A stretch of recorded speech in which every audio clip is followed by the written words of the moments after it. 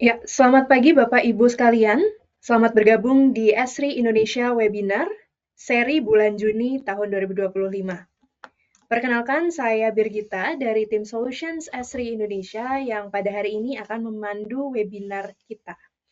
Dalam sesi webinar kita kali ini, judul yang akan kita diskusikan adalah Streamline Your GIS Workflows with ArcGIS Workflow Manager.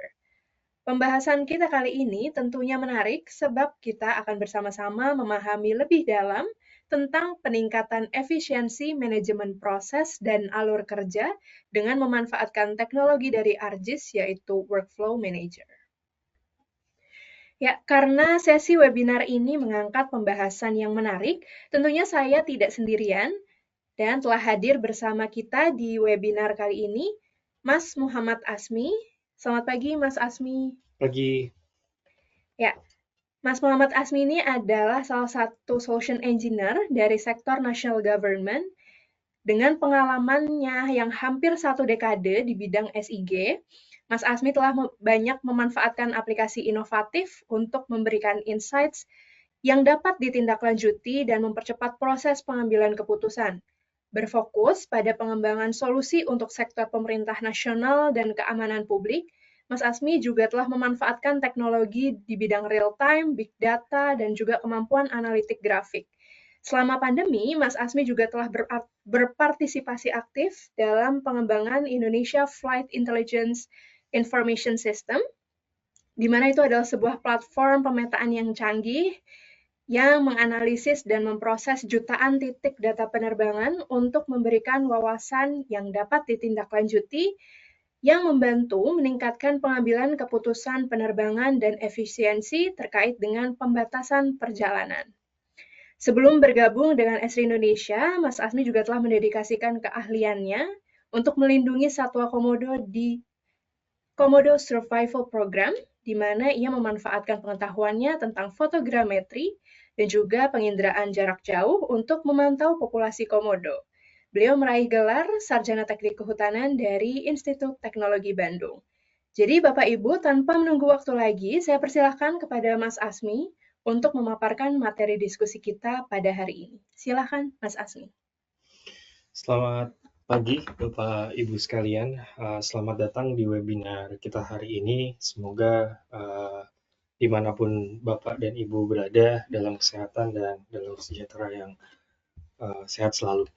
Hari ini saya sebagai Solution Engineer Esri Indonesia National Government Sector, saya akan menyampaikan sebuah topik yang sebetulnya masih inline dengan topik kita sebelumnya, yang mana juga memiliki satu interkoneksi satu dengan yang lainnya, ya, bahwa di topik sebelumnya kita pernah membahas dan pernah sharing juga terkait kapabilitas ArcGIS Data Reviewer, yang mana kompleksitas pekerjaan di dalam mereview sebuah data itu terdapat repetitif task yang sebetulnya apabila tidak termanage dengan baik, kualitas data yang dihasilkan akan mudah tidak konsisten, sehingga akan berdampak terhadap decision making dari organisasi Bapak dan Ibu sekalian.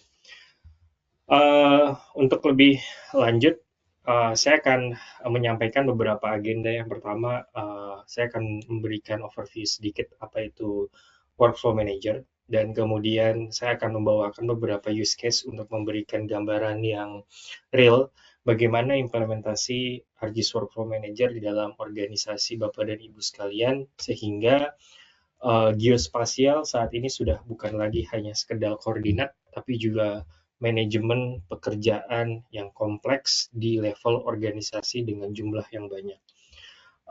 Dan yang berikutnya juga saya akan mencoba mendemonstrasikan bagaimana membangun workflow, dan yang terpenting adalah memonitor sebuah pekerjaan agar pekerjaan yang kita lakukan di dalam organisasi dapat menghasilkan kualitas output data analisis maupun decision making yang tepat sesuai dengan keinginan kita.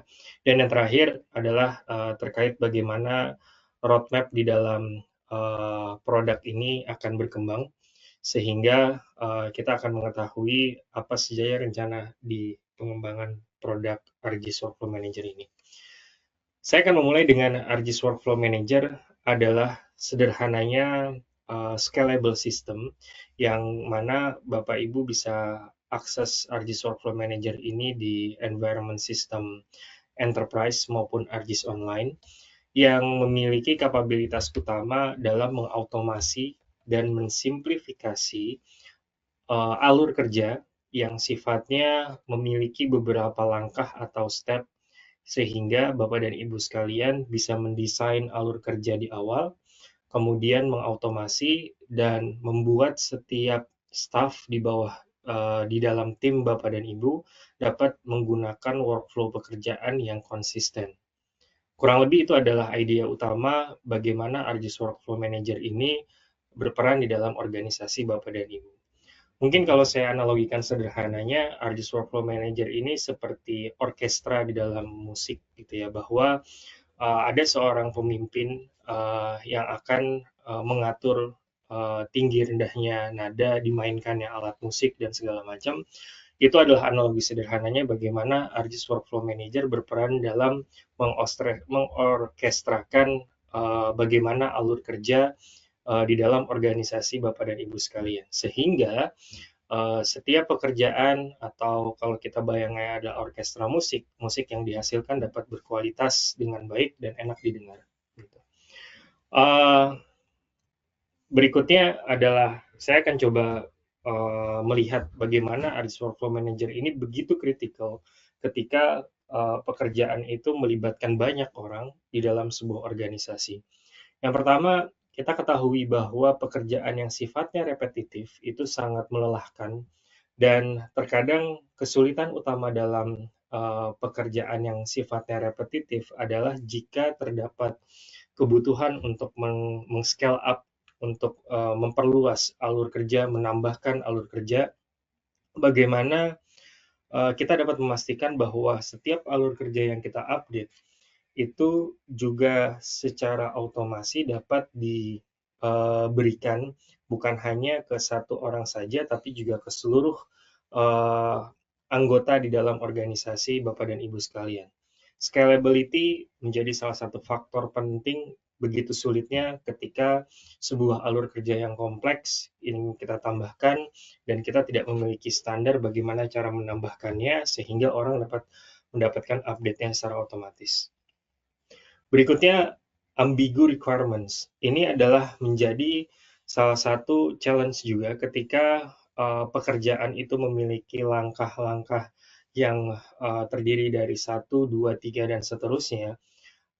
Ketika pekerjaan itu berulang, requirements yang mana tidak konsisten, kemudian kadang perlu kita pertanyakan, ini update-nya kok saya dapat, yang staff yang lain tidak dapat, gitu ya, segala macam.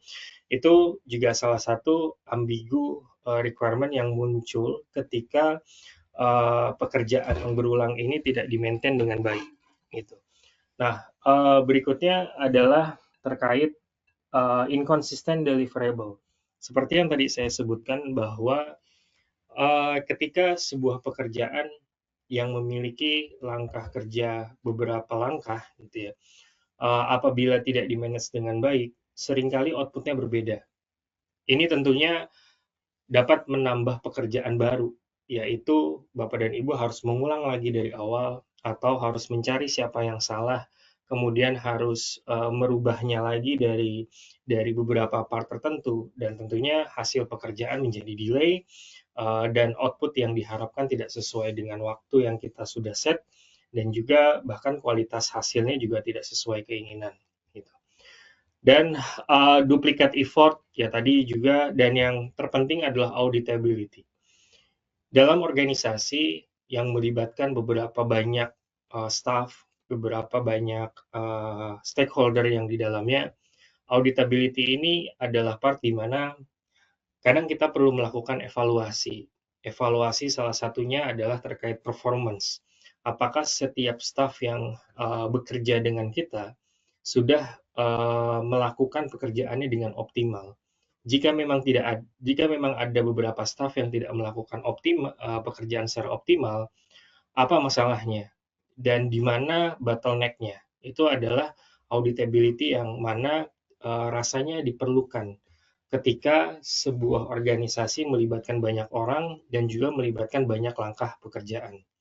Dan yang terakhir adalah loss of knowledge. Dari semua masalah yang tadi saya sebutkan, pada akhirnya ketika hal ini tidak dapat di-maintain dengan baik adalah kita bisa tidak mendapatkan apa-apa dari hasil pekerjaan yang sudah kita set dengan baik sebetulnya. Oke, saya akan masuk dengan demikian bahwa workflow manager memiliki beberapa manfaat. Yang pertama, improve data quality, kemudian meningkatkan trust dan mengurangi resiko dari data-data yang tidak konsisten, error, dan segala macamnya. Dan yang ketiga adalah ketika pekerjaan ini di-maintain dengan baik, diatur porsinya, gitu ya. Ini juga dapat memberikan satisfaction atau kepuasan dari orang yang mengerjakan setiap pekerjaannya. Jadi bukan hanya Bapak dan Ibu sebagai pimpinan organisasi, tapi juga staf yang mengerjakan pekerjaannya senang mengerjakannya karena memiliki SOP yang jelas, alur yang jelas, sehingga setiap staf bisa mengerjakan pekerjaan itu dengan baik. Dan berikutnya, reduce production cost. Bayangkan jika yang tadi saya sebutkan terkait sebuah pekerjaan yang harusnya selesai dalam seminggu, tapi karena banyak duplikasi, banyak error yang harus diidentifikasi ulang, akhirnya menjadi sebulan. Cost menjadi salah satu concern, di mana artinya seharusnya Bapak dan Ibu hanya membayar konsultan sebulan, tapi karena masih banyak error, menjadi 3 bulan atau bahkan lebih. Itu adalah cost-cost yang sebetulnya bisa diminimalisir ketika pekerjaan ini di-maintain dengan baik. Dan yang berikutnya, improve knowledge transfer, ini adalah bagaimana ketika ada scalable workflow, sehingga setiap orang yang ada di dalam organisasi untuk bisa mengerjakan setiap pekerjaan ya dapat mendapatkan update terkait pengembangan workflow baru, kemudian ada tambahan pekerjaan dan segala macamnya. Dan yang terakhir, ini adalah the power of Esri, bagaimana workflow manager ini diintegrasikan dengan location. Ini adalah menjadi salah satu nilai plus bagaimana yang kita manage itu bukan hanya tabular data, bukan hanya sebuah pekerjaan perintah dari A ke B atau dari B ke C dan seterusnya. Tapi juga kita melibatkan location, yaitu lokasi, poligon, garis, dan segala macamnya yang memiliki unsur geometri sehingga ini dapat diimplementasikan ke dalam industri geospasial. Saya akan sedikit membahas teknis dan juga evolusi bagaimana ArcGIS Workflow Manager ini berkembang. Dulu kala ArcGIS Workflow Manager ini hanya terbatas hanya di desktop dan server. Saya analogikan desktop itu misalnya ArcGIS Pro, Bapak dan Ibu sekalian, Bapak dan Ibu buka ArcGIS Pro, kemudian Bapak dan Ibu punya ArcGIS server di mana bisa mempublish beberapa layer informasi menjadi service gitu ya. Dulu hanya terbatas di dalam desktop dan server saja. Artinya dulu namanya adalah Workflow Manager Classic gitu. Namun sekarang sudah berkembang jauh pesat menjadi sebuah service driven deployment. Ini adalah sebuah interkoneksi baru antara desktop server dan enterprise system, sehingga bukan lagi mengintegrasikan desktop dengan server, yaitu klien satu dengan klien yang kedua, tapi juga mengintegrasikan beberapa platform. Ini adalah the power of service-driven deployment di dalam ArcGIS Workflow Manager saat ini. Untuk menggambarkan lebih jelas apa itu service-driven adalah singkatnya adalah seperti yang Bapak ketahui bahwa teknologi Esri atau ArcGIS itu bukan hanya terdiri dari ArcGIS Pro yang ada di dalam, yang biasa kita gunakan sehari-hari di ArcGIS di komputer kita atau di laptop, tapi juga banyak turunan aplikasi web-based, server-based, bahkan mobile, yang mana setiap aplikasi atau platform itu ready to use, dan pertanyaannya adalah dengan menggunakan service driven ini, yang awalnya tersebar beberapa part aplikasi itu bisa kita integrasikan agar setiap flow itu bisa berjalan meskipun berasal dari beberapa platform aplikasi yang berbeda. Sebagai contoh, saya ingin menjalankan sebuah pekerjaan yaitu inspeksi hydran atau inspeksi jalan gitu ya. Ketika saya melakukan inspeksi, saya menggunakan aplikasi mobile yaitu Survey 123 untuk ke lapangan. Lalu ketika saya selesai submit gitu ya, ada aplikasi web yang harus ditampilkan dan diperuntukkan oleh seorang reviewer di kantornya untuk mengevaluasi pekerjaannya. Masuklah ke dalam web aplikasi. Setelah masuk ke dalam web aplikasi, seorang reviewer akan memberikan dan meneruskan pekerjaan itu kepada staffnya untuk kemudian di QC hasil pekerjaannya, gitu ya. Nah, masuklah ke aplikasi desktop dan seterusnya. Jadi, service driven ini memungkinkan kita untuk bekerja saling terhubung meskipun berbeda platform dan masih di dalam environment S3. Service driven arsitektur ini akan melibatkan ArcGIS Enterprise dengan portalnya, dan kemudian dengan service driven arsitektur itu bukan hanya web aplikasi tapi juga ArcGIS Pro dan juga widget and custom apps yang bisa kita akses untuk kemudian bisa kita pergunakan dan libatkan di dalam workflow pekerjaan kita.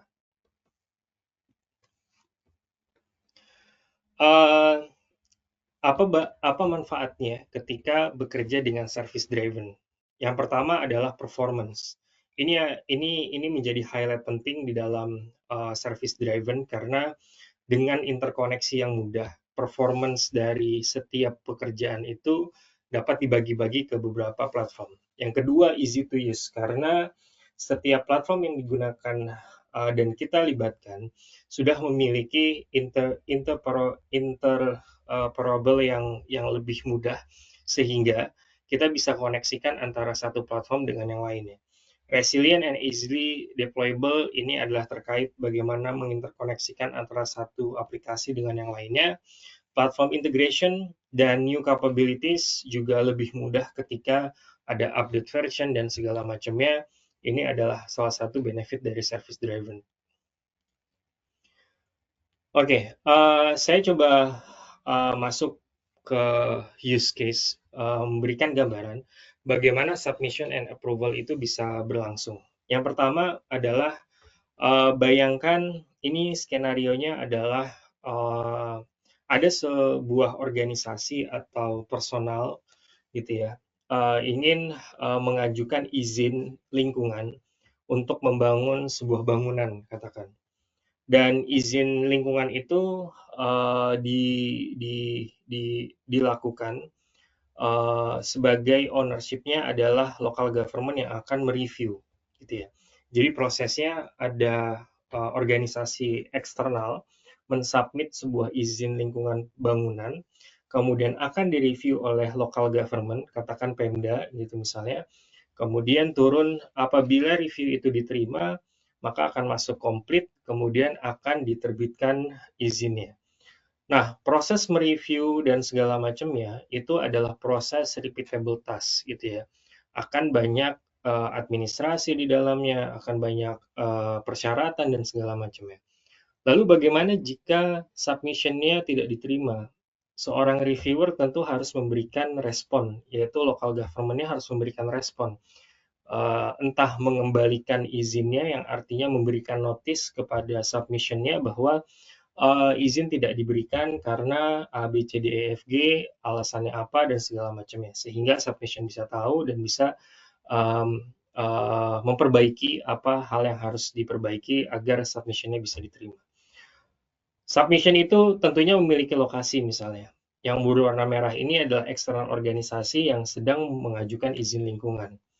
Kemudian pertanyaannya dari sisi local government adalah Pemda, apakah izin lokasi tersebut dekat dengan water source, dekat dengan danau, dekat dengan pembangkit tenaga listrik air gitu segala macam. Nah, apabila tidak gitu ya, maka izin mungkin bisa disubmit.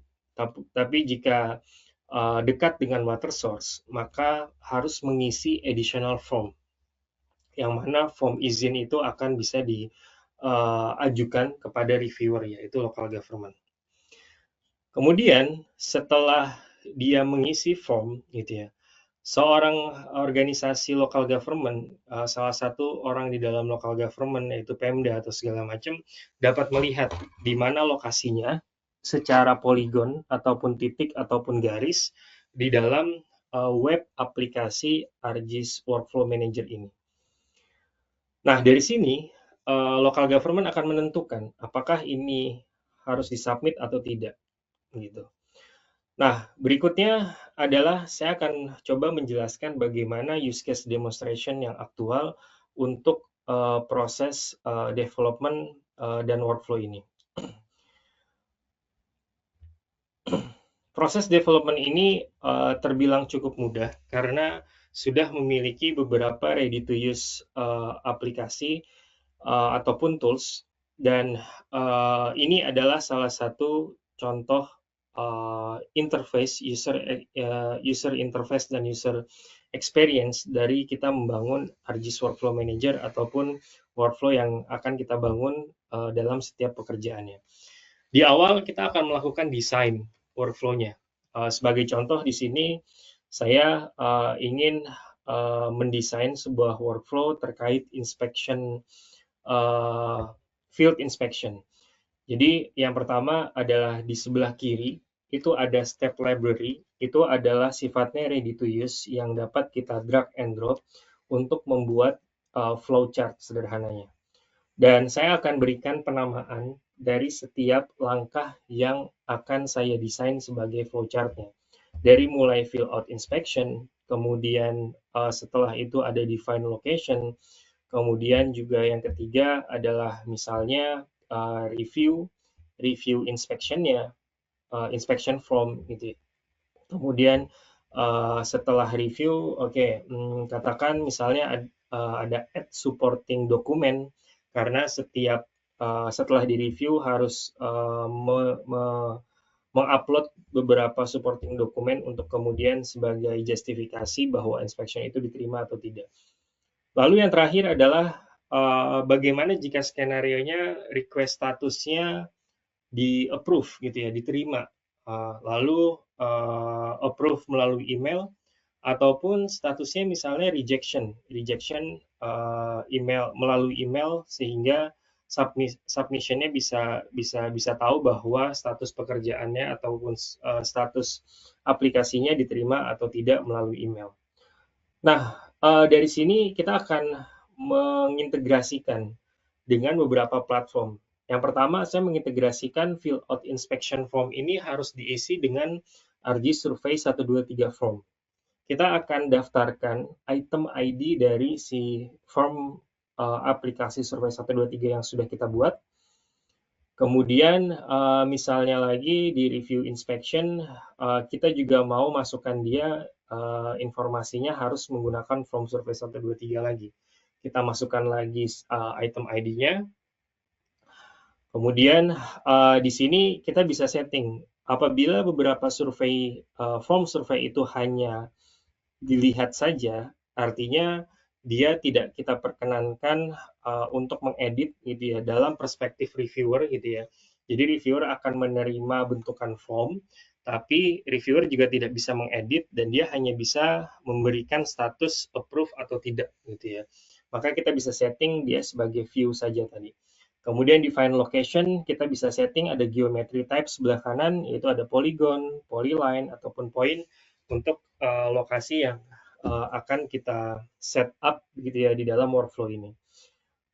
Dan kita juga bisa berikan nama gitu ya sedikit, ini survei berapa, kemudian shape polygonnya apa, dan segala macam dengan sedikit arcade expression. Nah, setelah define location-nya selesai, gitu ya. Setelah define location selesai, berikutnya adalah kita akan masuk ke bagaimana add supporting dokumen, gitu ya, untuk kita bisa tambahkan sebagai additional information. Namun sebelum add supporting dokumen, di setiap flow itu ada direction atau ada tanda panah yang kita bisa set up bahwa di setiap step yang sudah kita desain, kita bisa melakukan manual assignment. Artinya setiap pekerjaan berikutnya akan di-assign ke siapa, orang-orang ataupun grup di dalam organisasi Adis Enterprise, Bapak dan Ibu sekalian. Nah, oke. Berikutnya adalah add supporting document.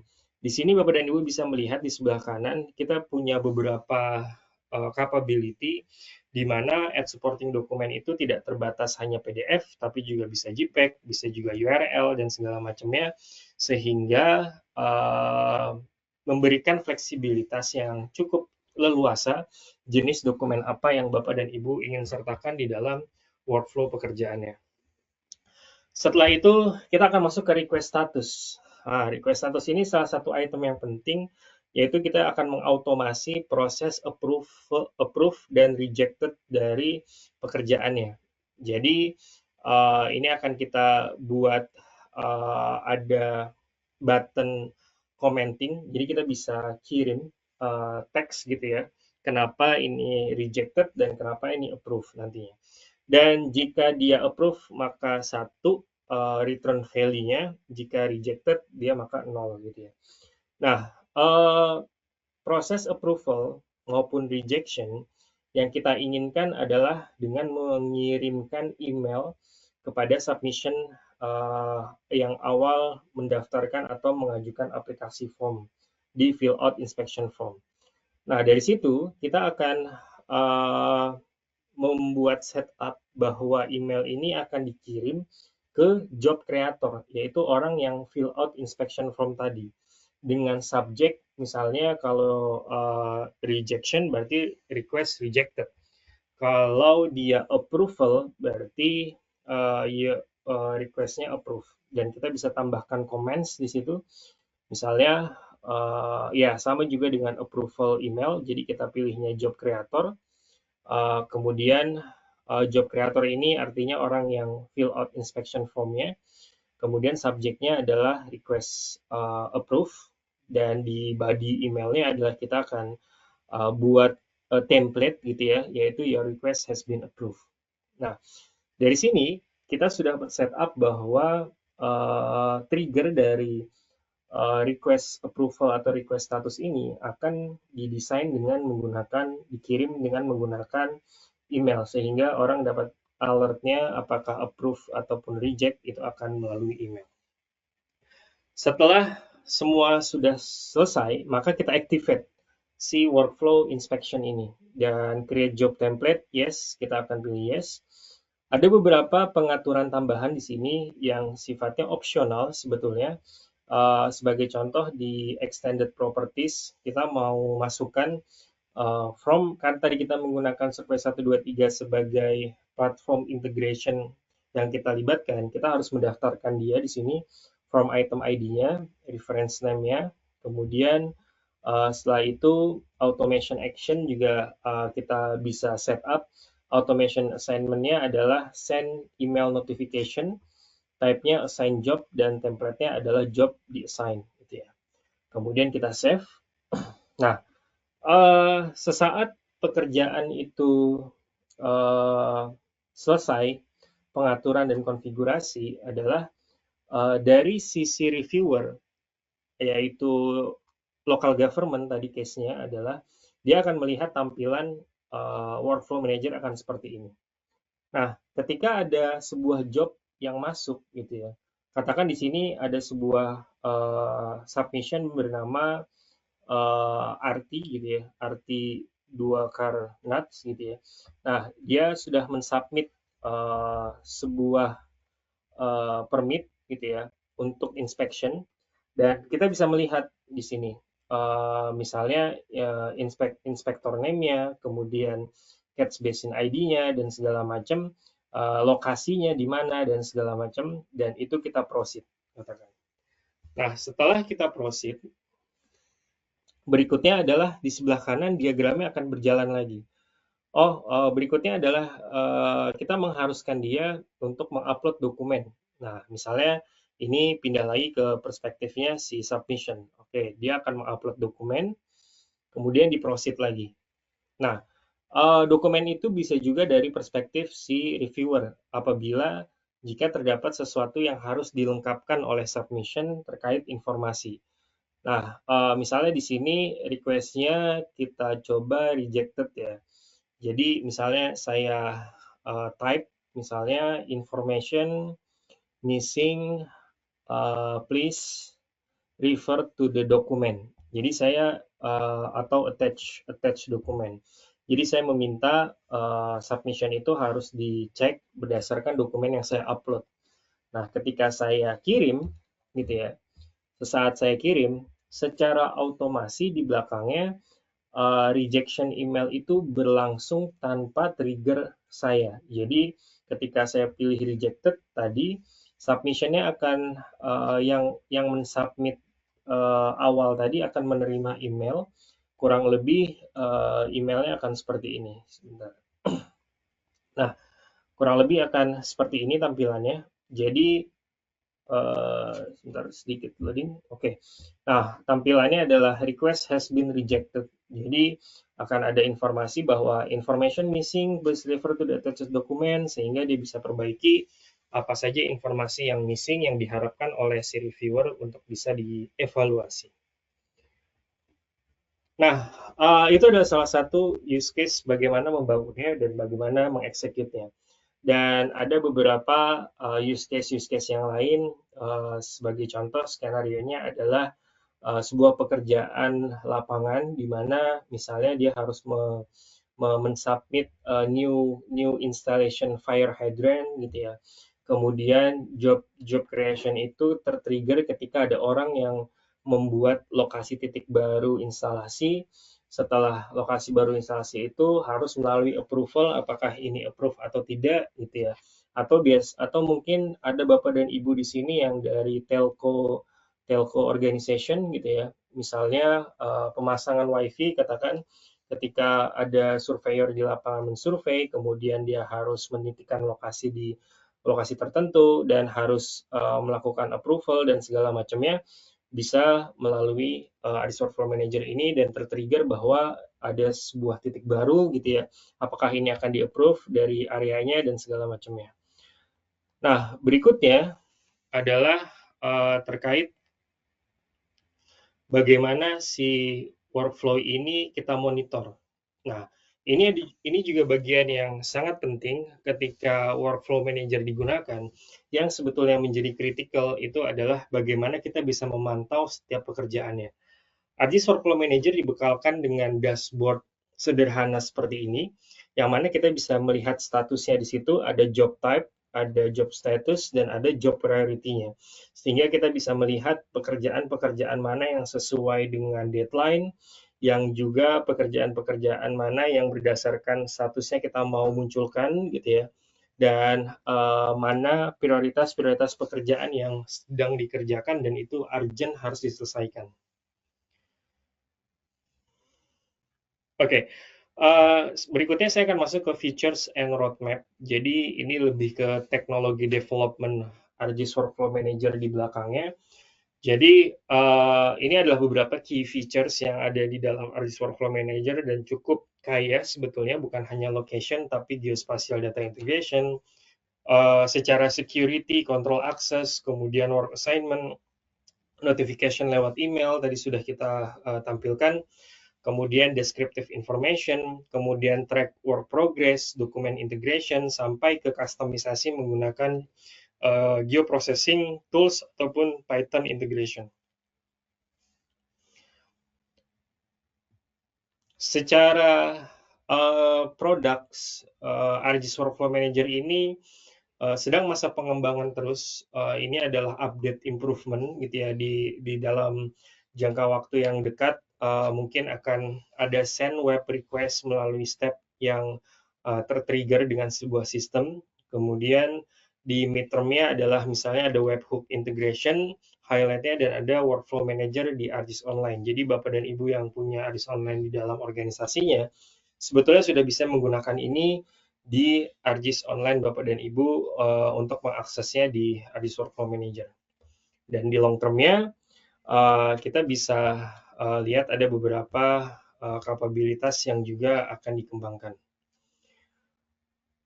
Oke, saya pikir itu adalah beberapa update dari ArcGIS Workflow Manager, dan juga dengan demikian materi saya selesai, dan saya ucapkan terima kasih dan saya kembalikan ke Mbak Gita. Oke, luar biasa. Terima kasih Mas Asmi untuk memaparkan materi yang sangat menarik. Sedikit rangkum mengenai materi yang barusan disampaikan juga Bapak Ibu. Jadi dalam organisasi, proses kerja yang sederhana dan berulang biasanya mengikuti 4 tahap yang tadi disebutkan ya. Ada submission atau pengajuan, kemudian ada review, lalu dilanjutkan juga dengan beberapa proses yang dikerjakan oleh beberapa pihak, dan juga nantinya akan disubmit. Nah, meski mudah dijalankan beberapa kali, tantangannya muncul saat proses ini harus dilakukan ratusan, mungkin nanti jauh lebih banyak lagi dari itu ya. Atau saat beban kerja tiba-tiba meningkat, sehingga menyebabkan adanya bottleneck di dalam prosesnya. Nah, alur kerja yang tadi itu dapat beresiko untuk meningkatkan adanya kesalahan, kemudian memperlambat prosesnya, dan juga ada kualitas yang menurun. Nah, sesuai yang tadi dipaparkan materinya, tantangan ini dapat dijawab menggunakan ArcGIS Workflow Manager sebagai solusi manajemen alur kerja yang mampu mengatur, mengotomatisasi, dan juga memantau proses kerja berbasis GIS secara efisien, dan juga memastikan setiap tugas terkoordinasi dengan baik, proses kerja dapat dilacak, dan juga standar prosedur dijalankan sesuai dengan konsisten di seluruh organisasi. Tadi juga sudah dipaparkan terkait dengan near, midterm, dan juga ada long term untuk update dari Workflow Manager. Bapak Ibu, saya mengingatkan kembali jika ada yang ingin diajukan terkait dengan pertanyaan atau ingin diperjelas lagi terkait dengan materi yang sudah disampaikan, silakan dapat mengetikkan pertanyaannya melalui fitur questions di dalam panel GoToWebinar seperti yang dapat dilihat pada layar berikut ini.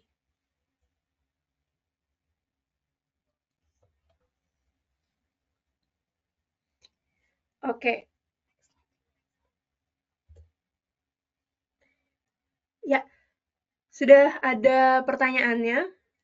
Mas Asmi, tolong dijawab nih pertanyaannya. Yang pertama adalah, apa saja persyaratan teknis untuk mulai menggunakan teknologi Workflow Manager?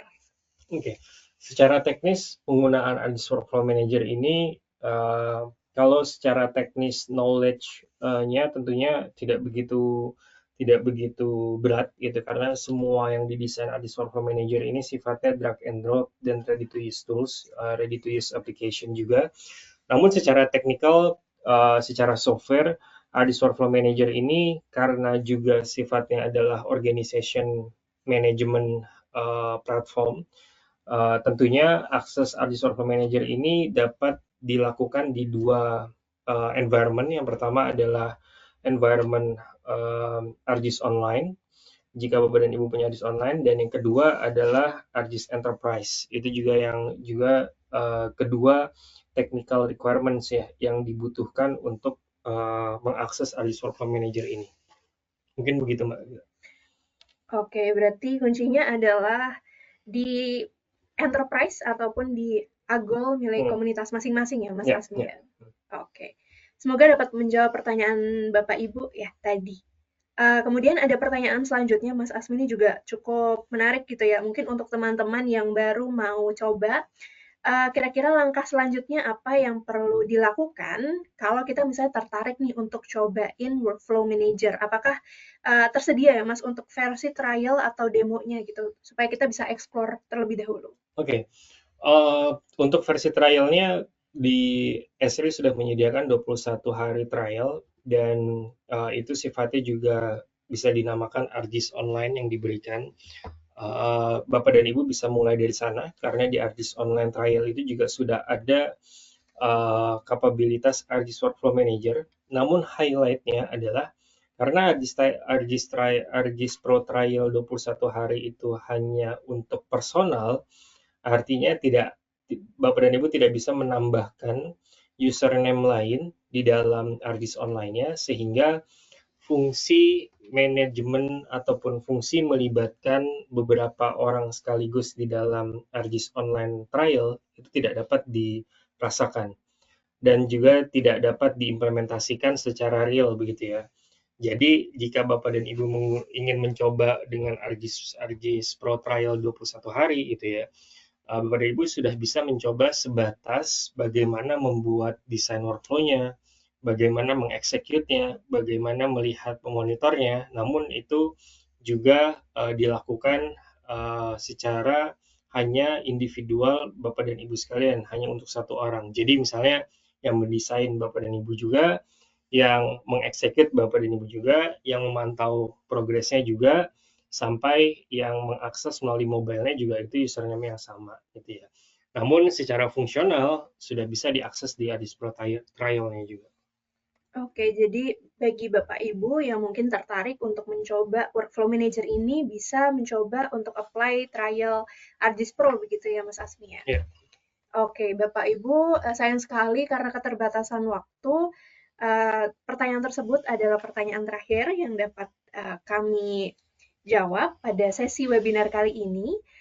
Saya berterima kasih juga untuk Bapak Ibu atas pertanyaannya. Semoga dapat menjawab dari pertanyaan yang sudah tadi dilontarkan begitu ya.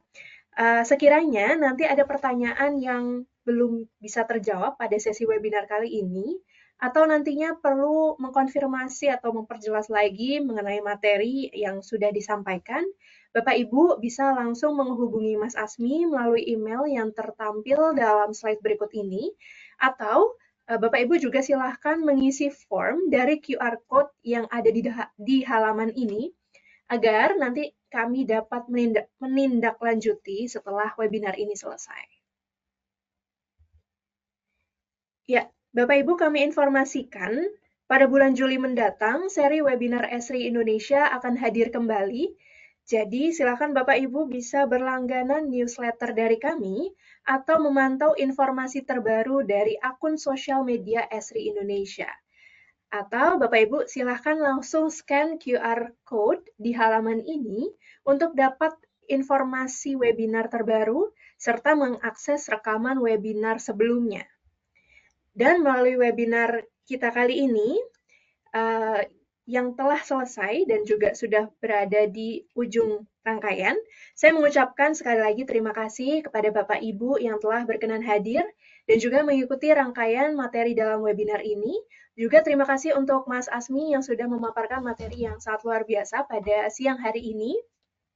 Semoga nantinya apa yang sudah dipaparkan terkait dengan materi dan juga pengalamannya tadi bisa menjadi insight bagi kita semua, dan juga kami mohon maaf apabila ada salah kata yang tidak disengaja pada webinar kali ini. Akhir kata, terima kasih dan sampai jumpa di webinar selanjutnya.